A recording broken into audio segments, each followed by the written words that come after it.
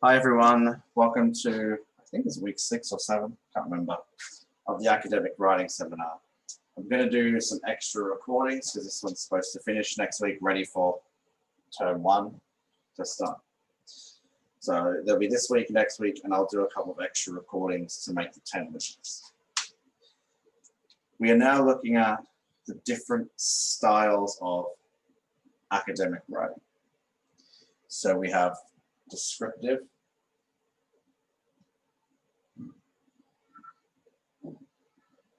we have analytical,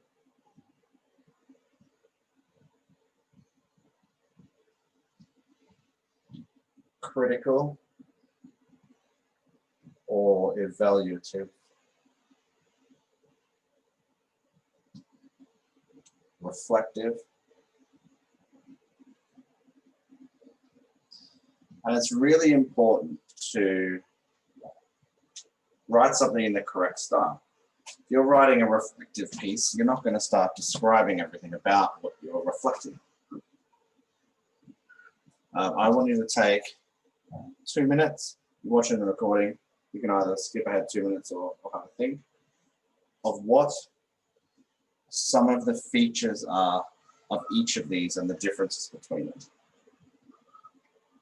2 minutes, the difference between these, or the features that make them different.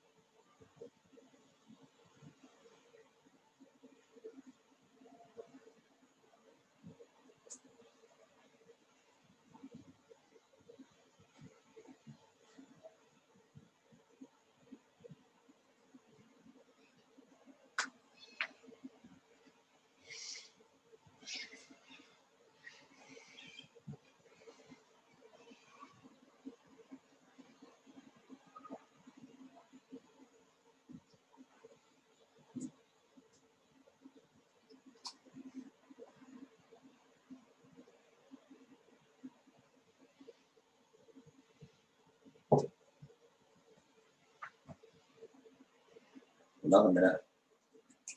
What are the features of these different academic writing styles?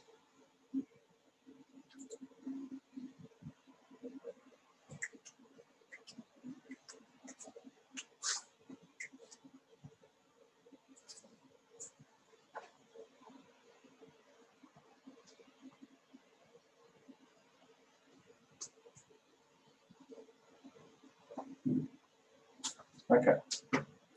Grab my whiteboard markers. So descriptive, Izzy says it describes something. Another word is it provides background info.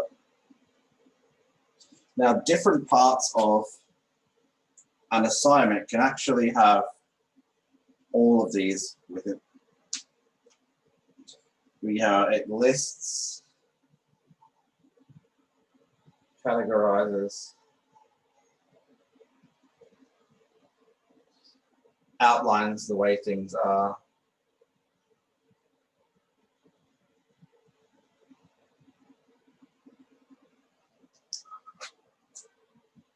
the important one, it does not establish relationships.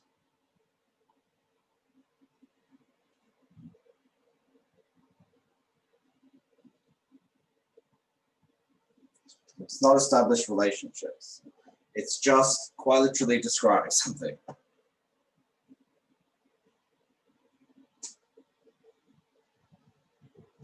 So that could be a report. So you're reporting on this is how we make a certain drug in a chemical lab. We're just describing how it's done. So analytical writing is the opposite. It purely explores relationships. So this might be analytical essays. where you're looking at links between things. It provides alternatives. So, example would be you're writing a report or an essay on climate change. Okay, what's the relationship between CO2 levels in the atmosphere and global warming? Okay, you wouldn't use descriptive just for that because it's not really appropriate. You would explore the relationship between CO2 and sea level rises and acidification. Then you would provide alternatives. Also, compares and contrasts.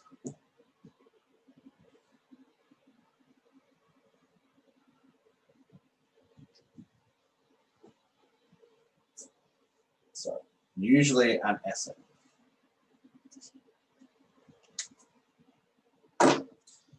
So, critical and evaluative,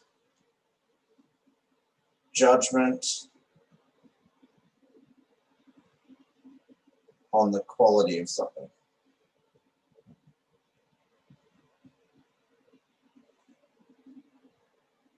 Oftentimes, this will be a report. So, outlines implications.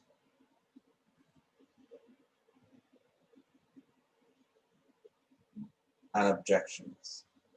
Classic one at the moment is which of the 3 developed coronavirus vaccines should we use? We would write a critical or evaluative piece to try and convince them.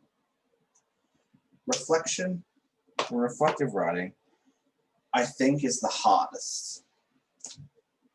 No one really knows how to write reflectively properly, including me. It's really hard not to just sit there and go, I did this, I thought this. And it's really not what it's about. So it's about experience, learning that took place along a journey. Normally, if you study at uni, you'll have to write a reflective piece about your time in the subject or on a placement if you're doing, teaching or nursing or something similar.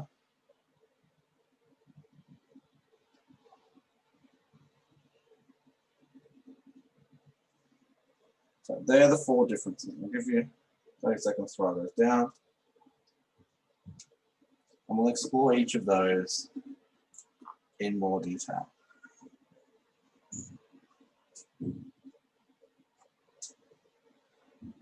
And these aren't mutually exclusive. These can be within the same piece. Normally, you'd write descriptively, analytically for an essay. For a report, you'd more write descriptive and critically within the same piece of writing.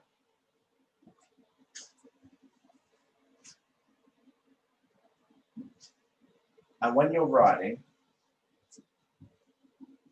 you start here and you end up here.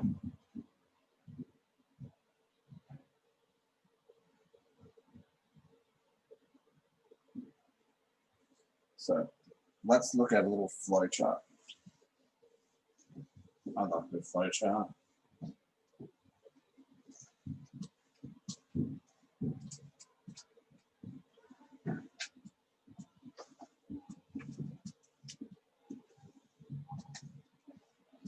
So in the middle, we have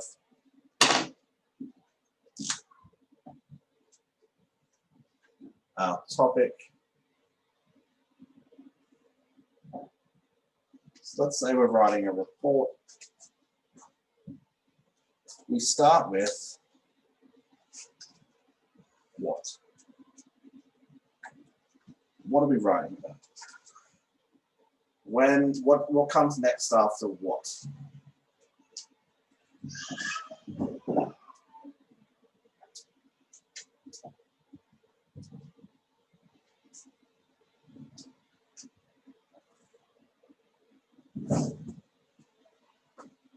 So we have when. Should write these in a different color. What, when, what else comes with that?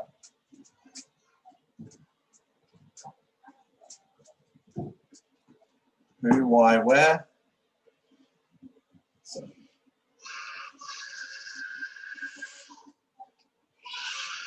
where,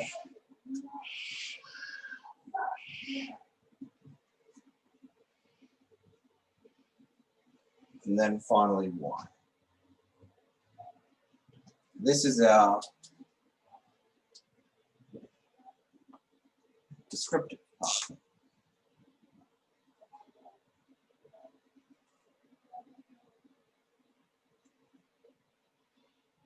Why is this important when you're writing?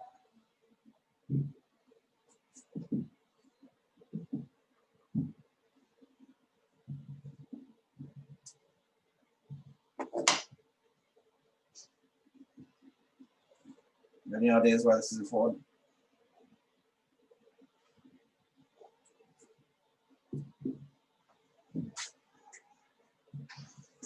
Because it allows the reader, exactly, it explains to the reader exactly what the topic or issue is.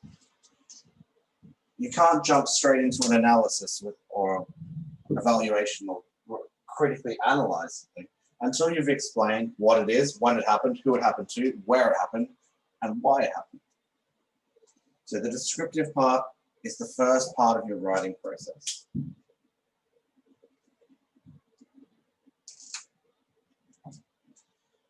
We have, next we have how. So now we're not just writing about something. We're explaining how it happens. Any ideas of what comes if we're analyzing something? What comes next? So I'm going to use anthropogenic or human-induced climate change as an example. Because it's easy.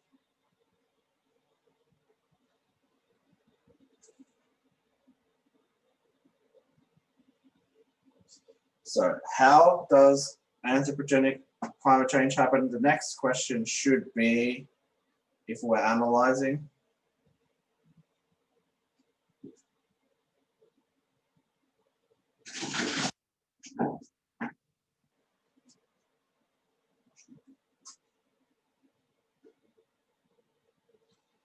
so how does it happen?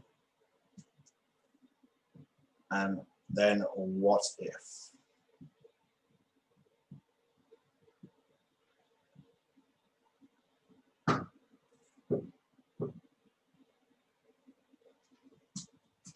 So what if?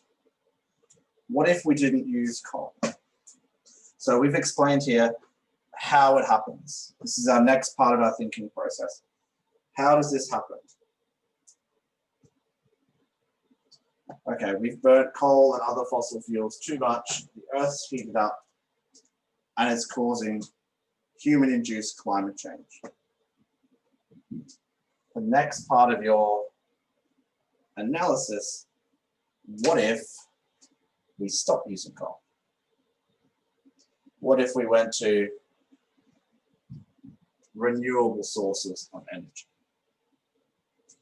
And there's one final part of the analysis. I'm going to give everyone a minute and a half. Yeah, so Izzy, if we're talking about climate change, then we would only talk about what ifs that are feasible. We wouldn't just rattle off millions of them.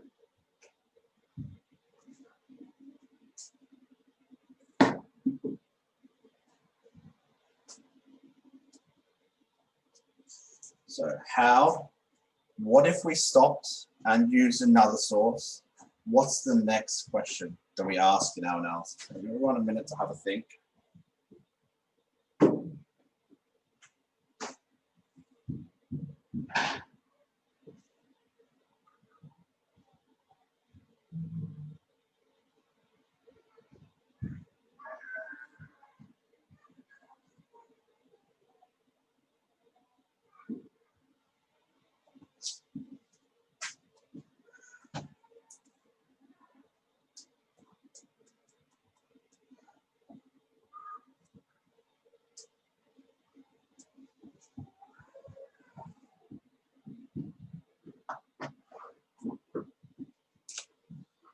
So this is our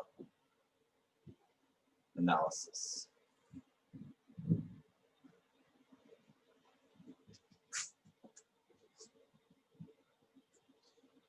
So the next thing we want to think about is, so what?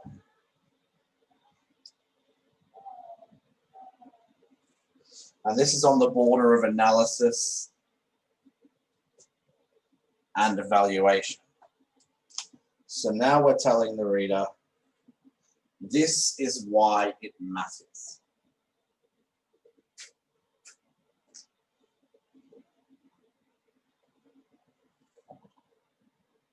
So now we're evaluating and critiquing.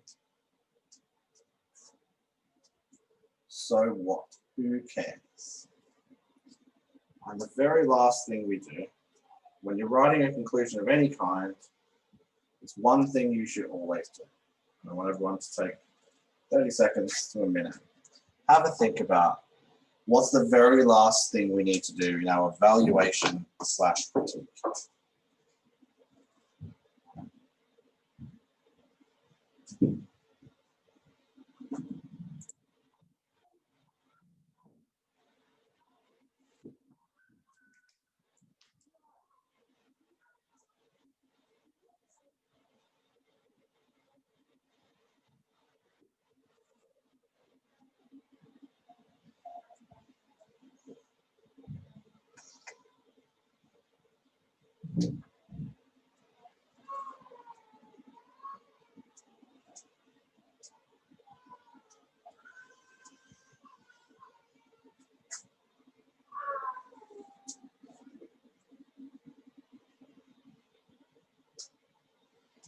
Very last thing we do, what next?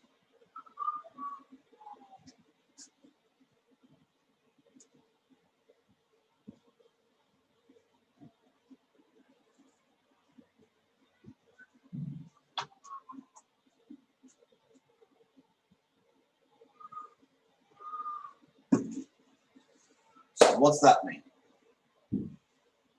Recommendations is another word for it.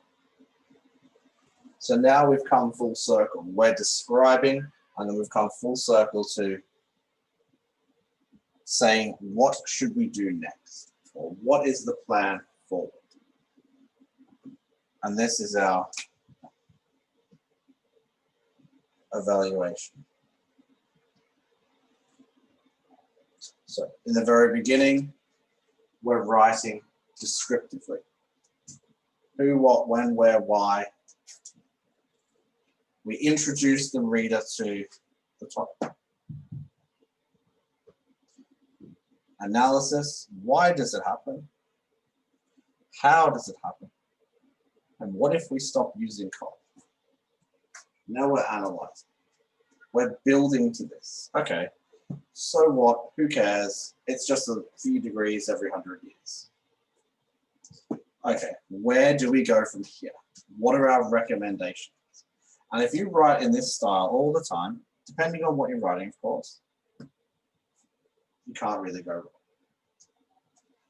Introduction, body, conclusion.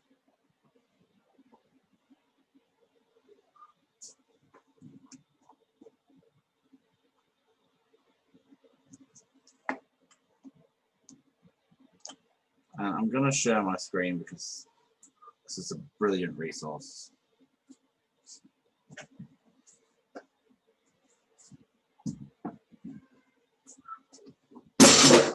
Oops.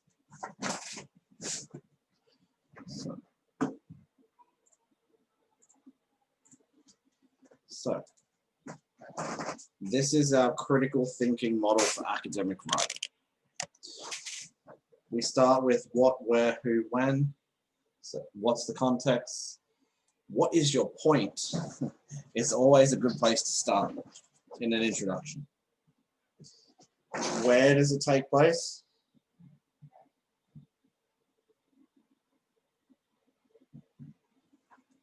Who is it? Who is involved? What happened? Who's affected and when? This sets the context. This sets the scene. Okay, so now we know what's going on. How does it happen? Okay, anthropogenic climate change occurs from burning too many fossil fuels. So now you're putting a little bit of, you're filling in the context that you've created at the very beginning. And this is where each of these sections will overlap. So now we're analyzing. Why did it occur? Why are you putting forth this argument? And why haven't you decided something else is a better way forward? So what if we were wrong? What are the alternatives?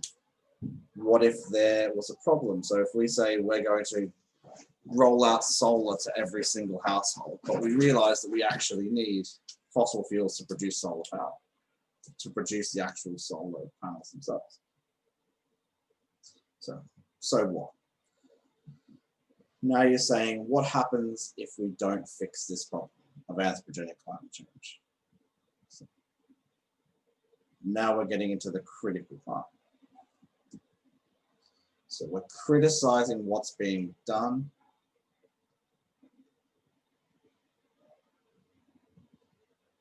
And we're basically saying, if we don't stop this, it's not going to stop itself. So what next?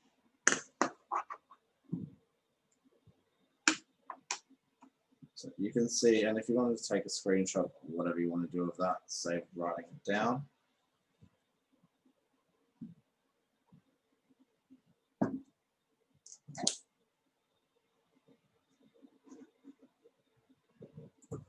Okay.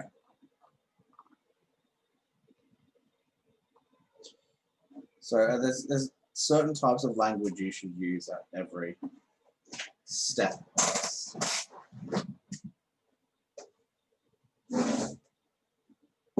Every step of this thing. I'll go back to that resource again after.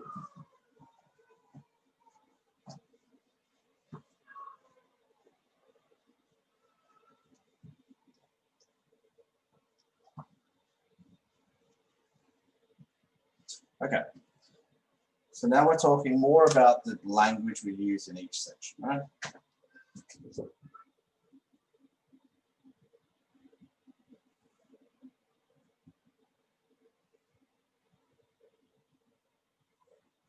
So any ideas on ways we can begin sentences with just using this descriptive phase? Anyone?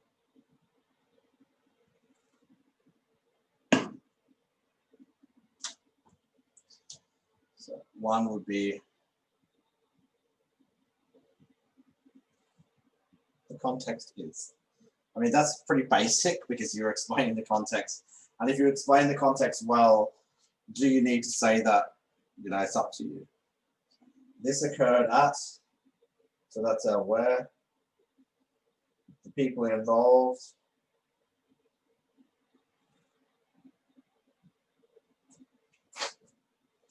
the methodology chosen,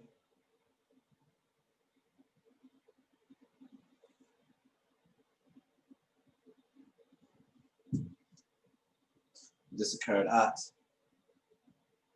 / when, so time and place, key characteristics, they are all descriptive.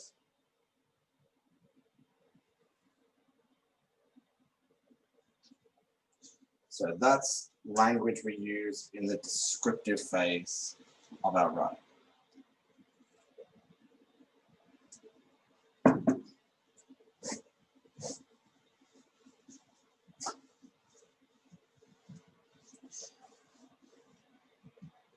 So analytical, and I'm going to give everyone a minute to come up with some ideas now that I've given it for the descriptive. What are some terms and phrases we can use in analytical?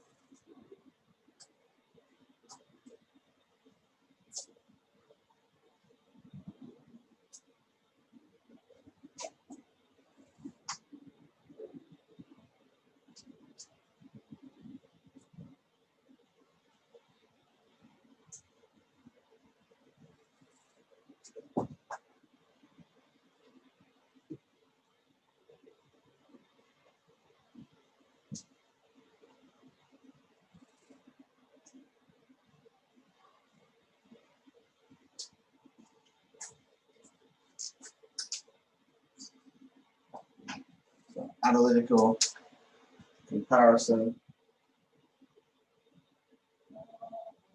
between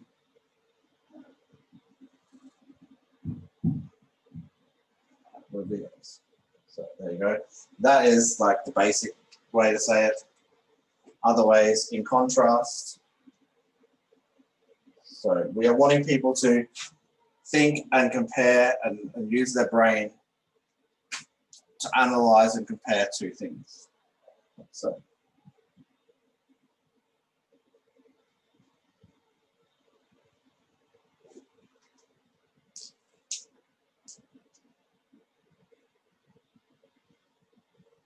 this occur as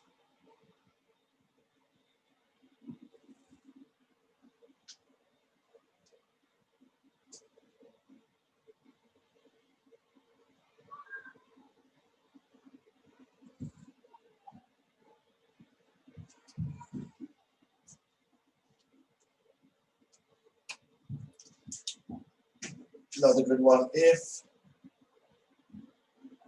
we're altered, then so now we're saying, well, what if we change this?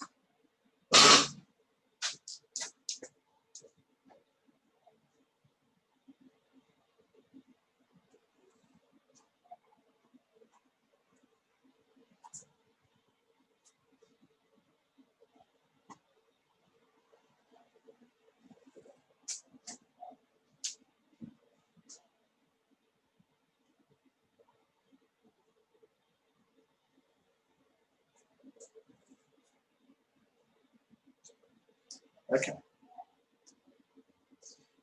Now let's look at the critical and evaluative language. This is probably the hardest one to get right, I think.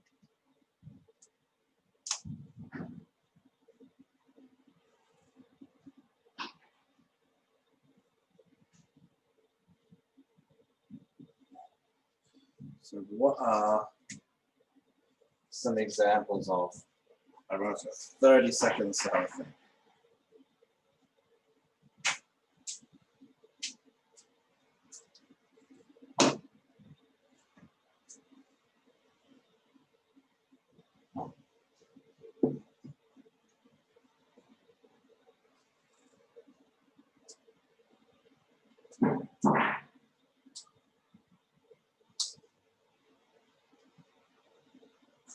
All right.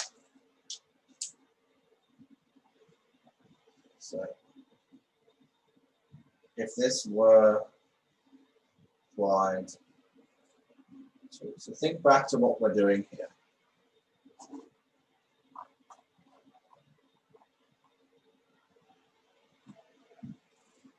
So what? What next? Keep those in your head.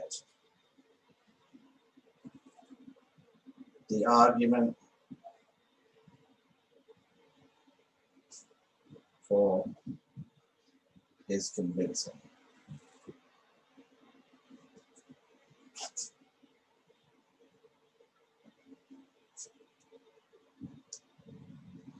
In order to identify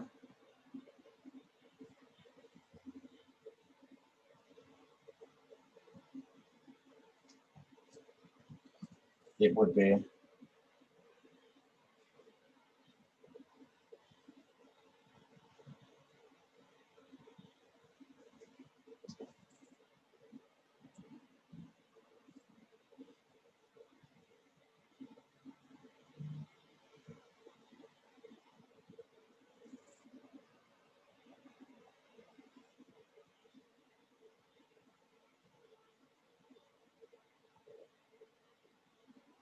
okay. So now let's look at the final one. We haven't looked too much at reflective language and reflections. When we're reflecting, we're looking back on what we've done and how it's affected us. So this is typical for more university stuff when you're doing placements and you're learning new things. Reflective language, this raised for me. So reflections and reflective language are kind of the, what's the word, the exception to the rule for academic writing. You can write in the first person. In future practice, I will, so if you go and do like a work placement or some kind of workplace-based training in school, usually they get you to write a reflection. And then I found this relevant.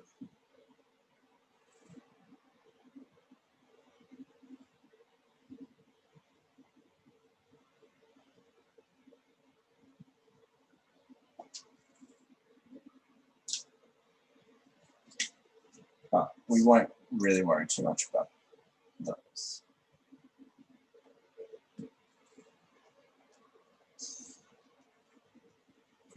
Okay. When we're writing descriptively, we want to set the scene. We want to provide context. We want to provide definitions.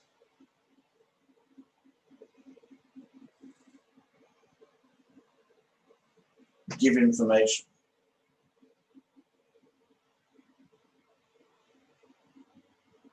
And list details. When we're writing analytically, we want to find limitations to strength. We want to, I'm not going to write these down, I'm just going to say the last bit here on that. So we want to identify the importance of timing of something and or relevance of the context. Actually, I might just show you this table. Probably easy. So when we're writing critically, analytically, we want to show how the context of what we're talking about influenced outcomes. Explain how the information was used. We want to show how something can be applied to a situation. So we want to show, okay, well, we can apply this new solar technology to reducing anthropogenic climate change in the context of fossil fuels. When we're evaluating, we want to evaluate the importance of the context. So does this mean anything? I mean, with climate change, yeah, it definitely does. So if we altered the context or the timing, would that alter? Would that change anything? What would happen? So if we changed from fossil fuels to solar power, what do you think would happen? And you provide evidence for that. We explore other possible outcomes. Okay, what happens if we don't reduce our dependence on fossil fuels? What happens if we went with wind power? So reflective, again, I'm not really going to focus on that because it's not that important for you guys at this level. Next slide.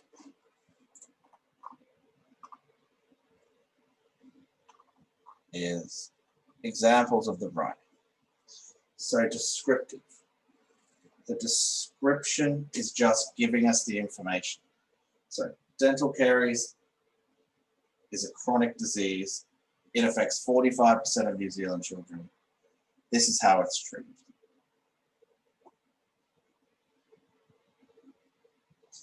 When we're talking about the analytical writing, we're now looking at the analysis of the information.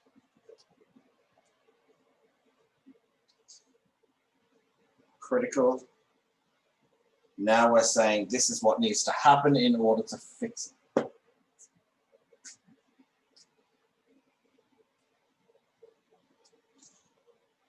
This is what we need to do, and this is what will happen when we do that. And again, the reflective writing is not hugely important.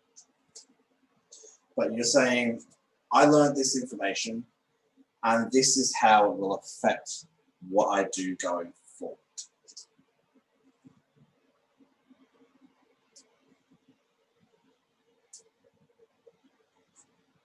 Okay. So to kind of put everything together, we start descriptive, we analyze the information, and then we evaluate. The description being your introduction effectively, the analytical side being the body of your paragraph, of your assignment, the critical side being your conclusion and recommendations at the end. I will see all of you next week, and I'll upload another recording while I stood here talking to myself some strange hour of the night. Have a fantastic week, everyone, and I will see you guys soon.